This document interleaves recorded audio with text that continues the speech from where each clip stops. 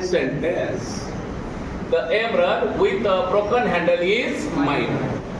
First option is noun phrase, second is adverb phrase, third is adjective phrase, fourth is verb phrase. हा प्रश्न कुठल्या टॉपिकवरचा आहे? Phrases. चला फ्रेजेसचे प्रकार किती? 6. कोणकोणते सांगा? हा, noun phrase, adjective phrase, adverb phrase, verb phrase, prepositional phrase, generative phrase. 6. आता मला सांगा ही कोणती? बघा, with a broken handle. Actually ही कोणती फ्रेज आहे? Prepositional phrase. ही कोणती फ्रेज आहे? चला, प्रिपोजिशनल फ्रेज. आणि मग कशामुळे? Prepositional phrase begins with preposition. अरे prepositional phrase begins with preposition. म्हणजे ह्याची सुरुवात प्रिपोजिशन झालेली आहे, म्हणजे ही प्रिपोजिशनल फ्रेज आहे. आता ही प्रिपोजिशनल फ्रेज कुणाबद्दल माहिती सांगते? एम्परर ह्या नामाबद्दल माहिती सांगते.